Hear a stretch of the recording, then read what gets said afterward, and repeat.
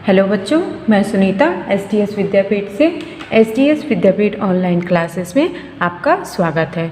तो बच्चों, आज आपके 5th क्लास में और साइंस के सब्जेक्ट में हम आज जानेंगे चैप्टर नंबर 4 के बारे में, यानी हम इस चैप्टर को रिवाइज करेंगे इस वीडियो के माध्यम से। तो चलिए शुरुआत करते हैं चैप्टर नंबर 4, जो कि है प्राणियों का भोजन। इसके बारे में जानते हैं। प्राणियों का भोजन, फूड ऑफ एनिमल्स। ओके, जैसे हम मनुष्यों का भोजन होता है उसी तरीके से प्राणियों का भी भोजन होता है। तो आज हम इसी पर जानकारी लेंगे और इस चैप्टर को समझेंगे। तो चलिए शुरुआत करते हैं। आप लोग इस वीडियो को ध्यान से देखिएगा और इसे सुनिएगा। सबसे पहला पॉइंट जो आज हम सीखेंगे वो है भोजन की आवश्यकता, नीड ऑफ फूड। जैसा कि आप लोगों को पता ही है, जीवन जीने के लिए हमें भोजन की आवश्यकता बहुत होती है। भोजन के बिना हम जी नहीं सकते। कुछ दिन हम उसके बिना जी सकते, पर उसके बाद हमारे शरीर में ऊर्जा शक्ति कम होने लगती है, जिसके वजह से हमारा शरीर जो है मूर्छित होने लगता है। तो भोजन हमारे लिए एक अत्यंत आवश्यक है हमारे जीवन को जीने के लिए, यानी जीवित रहने के लिए। उसी तरीके से प्राणियों को भी भोजन की आवश्यकता होती है। तो चलिए शुरुआत करते हैं। प्रत्येक प्राणी को जीवित रहने के लिए भोजन की अत्यंत आवश्यकता होती है, यानी मनुष्य हो या जानवर हो, सबको भोजन की अत्यंत आवश्यकता होती है जीवित रहने के लिए। भोजन से ही ऊर्जा प्राप्त होती है, जिससे प्राणियों के शरीर में वृद्धि होती है तथा अन्य जैविक क्रियाएं पूर्ण होती है। भोजन ग्रहण करने के बाद ही हमारा शरीर जो है ऊर्जा प्राप्त करता है और अपने शरीर का और जो अपने अंगों का विकास कर पाता है। हमें क्या होता है, हम भोजन को मुंह में चबा करके खाते हैं और उसके बाद जो क्रियाएं हैं वो हमारे शरीर के जो अंदर के भाग हैं वो अपने आप करते हैं, उस भोजन को पचाते हैं और उससे ऊर्जा प्राप्त करते हैं और अपने अंगों को ऊर्जा प्रदान करते हैं, जिससे हम जीवित भी रह सकें और अपने दैनिक क्रियाओं को पूर्ण भी करते रहें। सभी प्राणियों की भोजन प्राप्त करने और भक्षण करने यानी खाने की आदतें एक जैसी नहीं होती। अब जैसे मनुष्यों का क्या है, मनुष्य भोजन करते हैं बैठ करके करते हैं। कुछ लोग मांसाहारी होते हैं, कुछ शाकाहारी होते हैं। उसी तरीके से प्राणियों में भी जो भक्षण करना यानी खाना, उनकी आदतें भी एक जैसी नहीं होती है। मनुष्य ज्ञानवान प्राणी है। वह अपने भोजन में अधिक से अधिक पोषक तत्वों जैसे प्रोटीन, कार्बोहाइड्रेट्स, वसा, विटामिन, खनिज, लवण तथा जल को प्राप्त कर लेता है। भोजन के आधार पर मनुष्य को प्रायः शाकाहारी तथा मांसाहारी 2 श्रेणियों में बांटा जा सकता है। जिस तरीके से मनुष्य अपना भोजन ग्रहण करते हैं 2 श्रेणियों में, या तो शाकाहारी होकर या तो मांसाहारी होकर। तो इसीलिए मनुष्य को प्रायः 2 श्रेणी में रखा जाता है, जो है शाकाहारी और मांसाहारी। शाकाहारी रहने वाले लोग ज़्यादातर साग सब्जियों का सेवन करते हैं, हरी सब्जियों का। वो मांस बिल्कुल भी नहीं खाते। और जो मांसाहारी होते हैं वो मांस खाते हैं, जैसे मीट, मछलियाँ, ये सब वगैरह। भोजन की आदतों के आधार पर अन्य प्राणियों को भी निम्नलिखित श्रेणियों में विभाजित किया जा सकता है। तो जैसे मनुष्यों को 2 श्रेणी में बांटा गया है, एक शाकाहारी और एक मांसाहारी, तो उसी तरीके से कुछ प्राणी ऐसे भी होते हैं जो शाकाहारी होते हैं और कुछ ऐसे होते हैं जो मांसाहारी होते हैं, जिन्हें मांस खाना पसंद होता है। ऐसे प्राणी हमारे लिए बहुत घातक होते हैं, यानी खतरनाक होते हैं। जो मांसाहारी जानवर होते हैं वो बहुत ही खतरनाक होते हैं, और जो शाकाहारी होते हैं वो ज़्यादातर पालतू प्राणी होते हैं। जो पालतू जानवर हम पालते हैं अपने घरों में, वो होते हैं। तो अब अगला जो पॉइंट है, जो है शाकाहारी प्राणी, हम जानते हैं इनके बारे में, शाकाहारी प्राणियों के बारे में। ऐसे प्राणी जो केवल पेड़ पौधों से ही अपना भोजन प्राप्त करते हैं। वो शाकाहारी प्राणी कहलाते हैं। जैसा कि मैंने आपको बताया, कुछ प्राणी शाकाहारी होते हैं और कुछ प्राणी मांसाहारी होते हैं। जो मांसाहारी होते हैं वो ज़्यादातर आपको जंगलों में ही मिलेंगे, और जो शाकाहारी होते हैं उन्हें, जैसे हम जिन जानवरों को पालते हैं वो जानवर ज़्यादातर शाकाहारी ही होते हैं, तब उन्हें घर में पालतू बनाया जाता है, उन्हें पाला जाता है और उनसे व्यवसाय भी किया जाता है। जैसे गाय, भेड़, खरगोश, बकरी, जिराफ, ऊंट, हिरन, घोड़ा, हाथी आदि। आपने कभी भी इन जानवरों के बारे में यह नहीं सुना होगा कि ये लोग मांस खाते हैं। ये शाकाहारी प्राणी हैं। ये अपनी पिछली टांगों पर खड़े होकर पेड़ पौधों की डालियों और पत्तियों को खाते हैं। कुछ शाकाहारी प्राणियों जैसे जिराफ, ऊंट आदि की गर्दन भी लंबी होती है, जिससे ये पेड़ पौधों की ऊंची टहनियों की पत्तियां भी आसानी से खा लेते हैं। यानी ये जानवर जो हैं पेड़ पौधे, उनकी टहनियाँ, उनके पत्ते और ज़मीन पर उगने वाली घास पर निर्भर होते हैं। ये उनसे ही अपना पेट भरते हैं और जीवन यापन करते हैं। शाकाहारी प्राणियों के आगे के दांत तेज अथवा पैने तथा पीछे के दांत मजबूत एवं चौड़े होते हैं।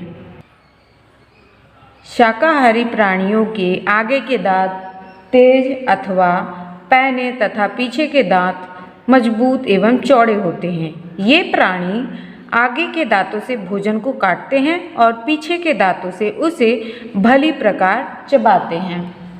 कुछ ऐसे प्राणी भी होते हैं जो पहले भोजन को बड़े बड़े टुकड़ों में काटकर मुंह में भर लेते हैं तथा बाद में काफ़ी समय तक धीरे धीरे चबाते रहते हैं। इसको जुगाली करना कहा जाता है। आपने देखा होगा कुछ ऐसे जानवर होते हैं कि जब उन्हें खाने के लिए घास वगैरह दी जाती है तो खाने के बाद वो लोग जब बैठते हैं या फिर थक जाते हैं या फिर खड़े होते हैं तो आपने उन्हें मुंह हिलाते हुए देखा होगा, जिसे हम क्या कहते हैं, जुगाली करना। आपने उनके मुंह में झाग बनती हुई भी देखी होगी। जब वो जुगाली करते हैं तो उनके मुंह से झाग बन करके बाहर गिरता रहता है। पर वो उस समय क्या करते हैं कि जो आगे वाले उनके दांत होते हैं बड़े बड़े, तो उन दांतों से वो पहले भोजन को टुकड़ों टुकड़ों में काट के मुंह में भर लेते हैं। फिर उसके बाद काफ़ी समय तक धीरे धीरे चबाते रहते हैं। यानी उस खाने को वो पीछे के दांतों से धीरे धीरे एकदम पीसते रहते हैं, चबाते रहते हैं और जुगाली करते हैं। ये प्राणी जुगाली करने वाले प्राणी कहलाते हैं। अब इन जुगाली करने वाले प्राणियों में कौन कौन से प्राणी हैं? जैसे गाय, भैंस, बकरी आदि जुगाली करने वाले प्राणी ही हैं। ये गाय है और आप देख रहे होंगे यहाँ पर बहुत सारे प्राणियों का चित्र बनाया गया है। हिरन, बकरी, गाय, घोड़ा, हाथी, जेब्रा, भेड़ और भैंस। तो आपने इन प्राणियों को जुगाली करते हुए जरूर देखा होगा। ये उस समय क्या कर रहे होते हैं, अपने बड़े बड़े टुकड़ों में जिन भोजन को वो काटते हैं आगे के दांतों से, बाद में वो उसी भोजन को अपने पीछे वाले दांतों से छोटे छोटे टुकड़े में पीसते रहते हैं, जिसे हम जुगाली करना कहते हैं। आप देख सकते हैं यहाँ पर आप, ये भेड़ है और ये भैंस है। जुगाली करने वाले प्राणियों में किन किन जानवरों का नाम दिया गया है? जैसे गाय, भैंस और बकरी। यहाँ पर आप देख रहे होंगे, यहाँ पर बकरी का चित्र बनाया गया था, तो आप लोग याद रखिएगा। इस चैप्टर में हमें एक याद रखने वाली बात बताई जा रही है, जो कि है हाथी न तो तेज दौड़ सकता है ना ही उछल सकता है। यह लगभग 2.5 मीटर ऊंचा होता है। इसका वजन लगभग 1400 किलोग्राम होता है। यहाँ पर किग्रा लिखा गया है ना, तो इसका फुल फॉर्म यानी पूरा शब्द होता है किलोग्राम। 1400 किलोग्राम यानी लगभग 1500 किलोग्राम के बराबर।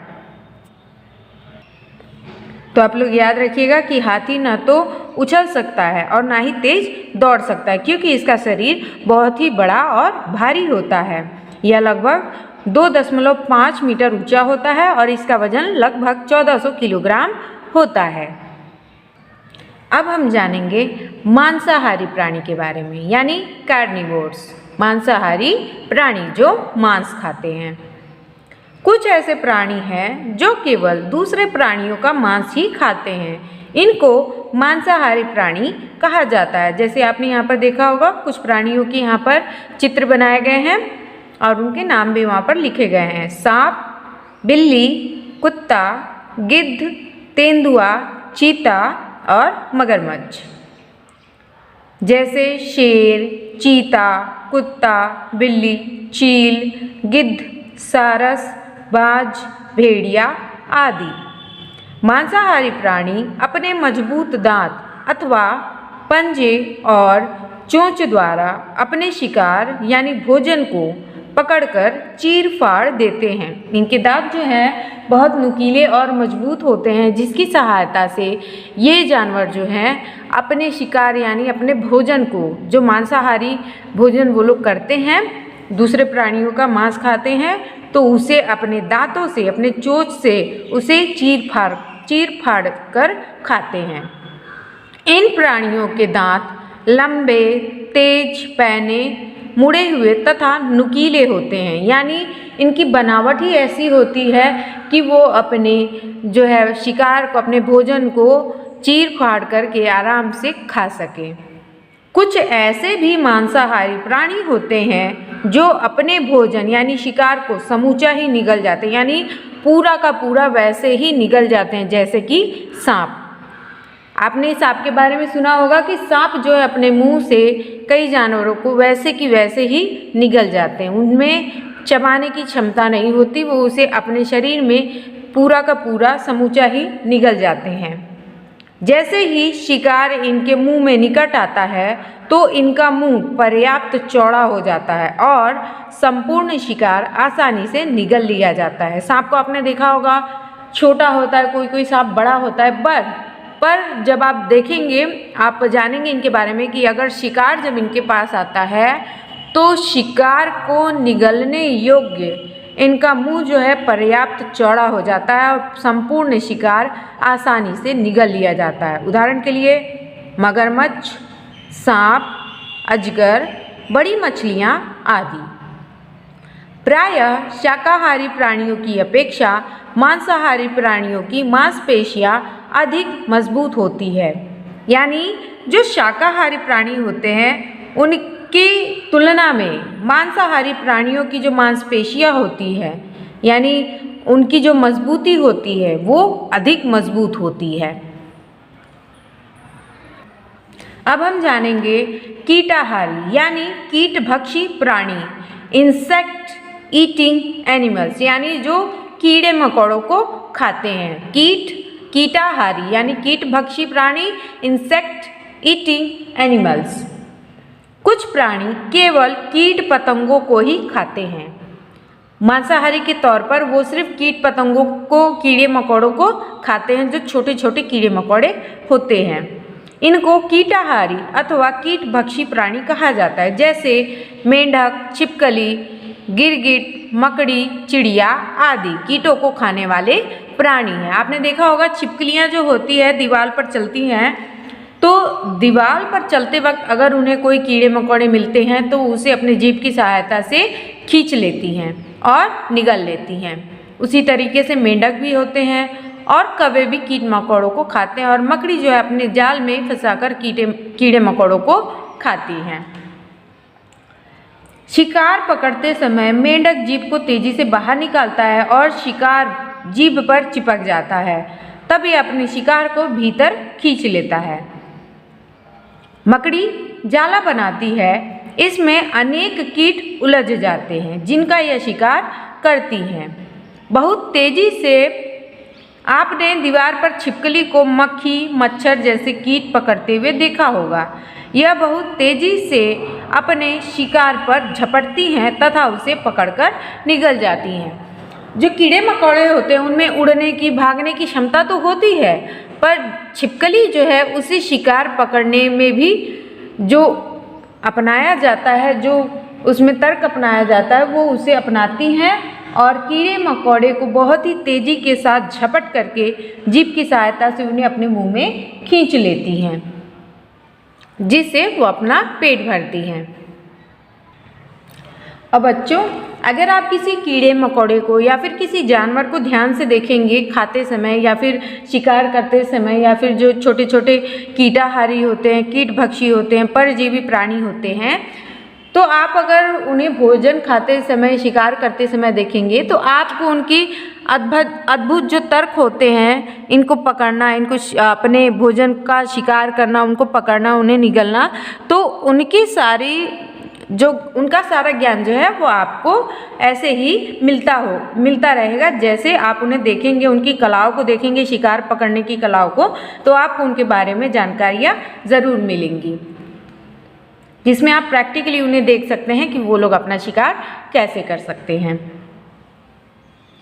अब हम जानेंगे परजीवी प्राणी के बारे में, यानी पैरासाइट्स, परजीवी प्राणी।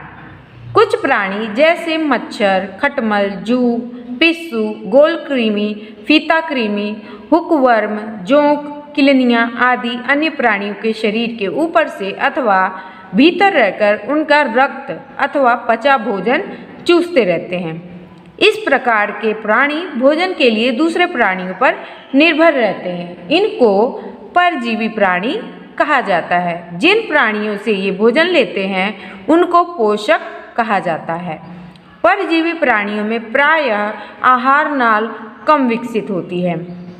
जैसा कि हमें बताया जा रहा है कि जो परजीवी प्राणी होते हैं,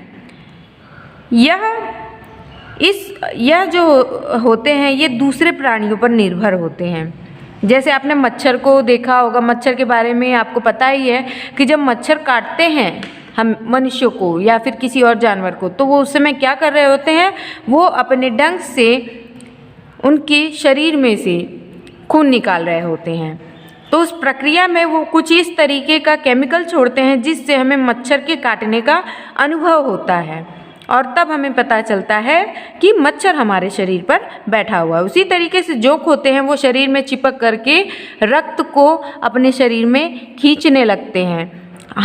हमारे जो शरीर में छोटे छोटे छिद्र होते हैं, उनकी सहायता से उनमें चिपक करके वो रक्त को खींचने लगते हैं। कुछ प्राणी फूलों में रस यानी मकरंद चूसते हैं, जैसे तितली, मधुमक्खी, भ्रमर यानी भौरा, सनबर्ड पक्षी आदि। मच्छर, तितली जैसे प्राणियों की जीभ सुई की भांति नुकीली होती है। इनकी जीभ को शुंड अथवा सुंडी कहा जाता है। ये इसी शुंड से चूसकर भोजन ग्रहण करते हैं। सनबर्ड पक्षी की चोंच में भी इसी प्रकार की जीभ यानी शुंड होती है, जिससे यह फूलों का रस चूस लेता है। अब हम जानेंगे सर्वाहारी यानी सर्वभक्षी प्राणी यानी ओमनिवोर्स। सर्वाहारी सर्वभक्षी प्राणी ओमनिवोर्स। कुछ प्राणी भोजन के लिए पेड़ पौधों और अन्य प्राणियों के मांस दोनों का ही भोजन करते हैं। यानी ये ना तो शाकाहारी कहला सकते हैं या तो ना तो मांसाहारी कहला सकते हैं। ये क्या कहलाते हैं? ये कहलाते हैं सर्वाहारी।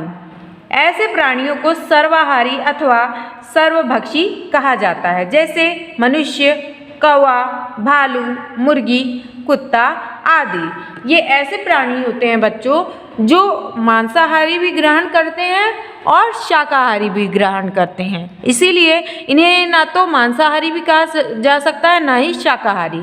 इन्हें क्या कहा जाता है? सर्वाहारी। क्या कहा जाता है बच्चों? सर्वाहारी। अब हम इस चैप्टर में हमने जो सीखा है उनमें से कुछ मुख्य बिंदु जो हाइलाइट्स होते हैं, जो याद रखने योग्य बातें होती हैं, अब हम उन्हें जानेंगे। तो इसमें सबसे पहले हम जानेंगे प्रत्येक प्राणी को जीवित रहने के लिए भोजन की अत्यधिक आवश्यकता होती है। जैसा कि आपको पहले ही मैंने बताया कि किसी भी प्राणी को जीवित रहने के लिए भोजन की आवश्यकता होती है। भोजन से ही ऊर्जा प्राप्त होती है, जिससे प्राणियों के शरीर में वृद्धि होती है तथा अन्य जैविक क्रियाएं पूर्ण होती है। दूसरा है ऐसे प्राणी जो केवल पेड़ पौधों से ही अपना भोजन प्राप्त करते हैं, शाकाहारी प्राणी कहलाते हैं। जो सिर्फ पेड़ पौधे हरी घास खाना और पत्तियां खाना पसंद करते हैं वो शाकाहारी प्राणी कहलाते हैं। कुछ ऐसे प्राणी होते हैं जो केवल दूसरे प्राणियों का मांस ही खाते हैं, इनको मांसाहारी प्राणी कहा जाता है। मांसाहारी कैसे कहा जाता है कि वो सिर्फ और सिर्फ दूसरे प्राणियों का मांस खाते हैं, वो घास वगैरह बिल्कुल भी ग्रहण नहीं करते हैं। कुछ प्राणी केवल कीट पतंगों को ही खाते हैं, इनको कीटाहारी अथवा कीटभक्षी प्राणी कहा जाता है, जो कीड़े मकोड़ों को खाते हैं।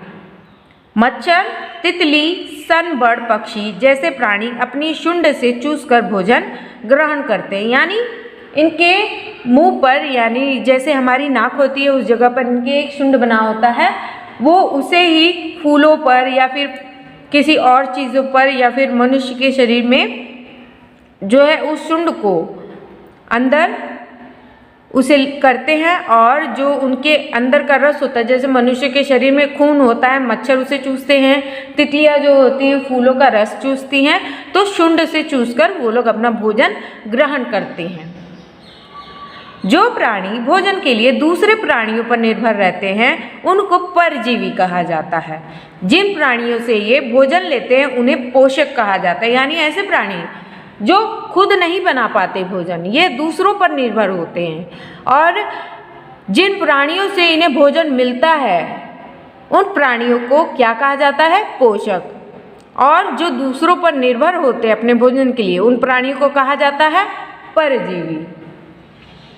हाथी भूमि पर रहने वाला सबसे बड़ा जंतु है, यानी वो सबसे बड़ा है उसके आकार में और उसके वजन में भी, यानी जो हाथी का वेट होता है करीब करीब 1400 किलोग्राम के लगभग होता है, और हाथी जो है भूमि पर रहने वाला सबसे बड़ा जंतु है।